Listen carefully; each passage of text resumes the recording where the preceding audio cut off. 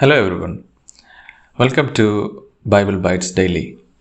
Today we are continuing our journey through the book of Exodus and we have arrived at chapter 26.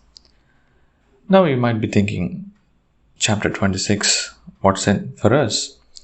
I assure you, through this chapter is full of intricate details about the construction of the tabernacle. It holds valuable lessons that resonate with us today. In yesterday's chapter, we have seen that God has asked Israelites to build a tabernacle to live among them. And He asked for generosity from within without any force. And He asked for valuable items like gold and silver, which reveals that He wants only the best of us.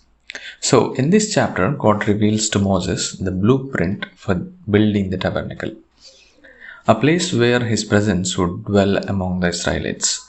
But what strikes me as particularly remarkable is the precision and care that went into constructing this sacred space. In verses 1 and 2, God instructs Moses to make 10 curtains of fine linen.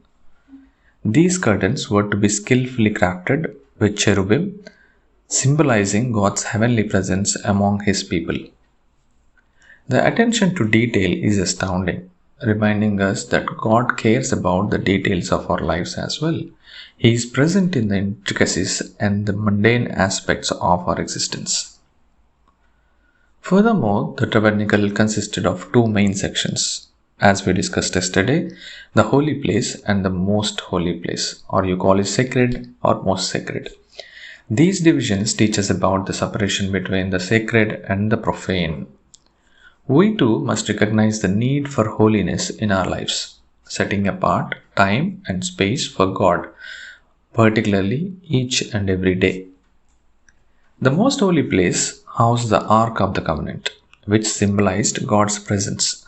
The curtain separating it from the holy space was not just any curtain, it was a thick and heavy curtain serving as a barrier between humanity and God's glory. Like we discussed earlier, a holy place and the most holy place. The most holy place is where the God resides and the priests can go worship there. The other people, the regular people, will come into the holy place and they will praise God. So, it reminds us of the profound importance of reverence in our approach to God. Our God is both close and holy, and we must approach Him with awe and humility. So, what does this sentence mean? Is we need to be humble in front of our God. We need to be awe. Awe is nothing but it's a sign of surprise. It's a sign of understanding and accepting that God is great, and we are humbled by His actions. In verses 7 and 8, we read about the clasps that held the tabernacle's curtains together. They were to be made of gold, emphasizing the value and significance of what was being constructed. In our lives, we ought to recognize the value of our faith, our relationship with God, and the sacredness of our calling as Christians. The careful planning and craftsmanship of the tabernacle teaches us about excellence in service to God. God expects us to be put in our best effort when we serve Him, just as He expected the Israelites to give their best in constructing the tabernacle. What do you mean by this? So, I'm saying that we have to pray every day, and your father, your priest tells you that you have to pray every day.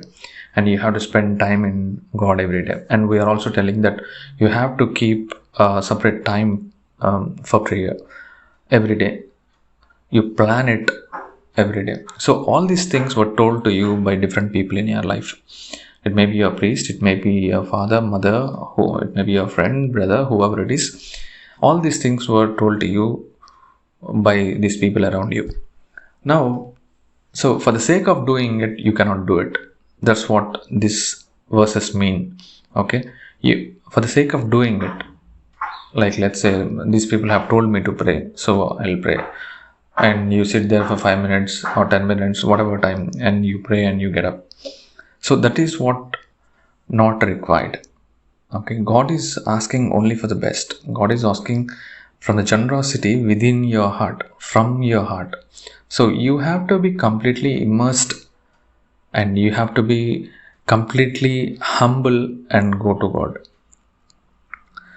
Finally, the chapter closes with a reminder of the importance of the curtain's colors, specifically blue, purple, and scarlet.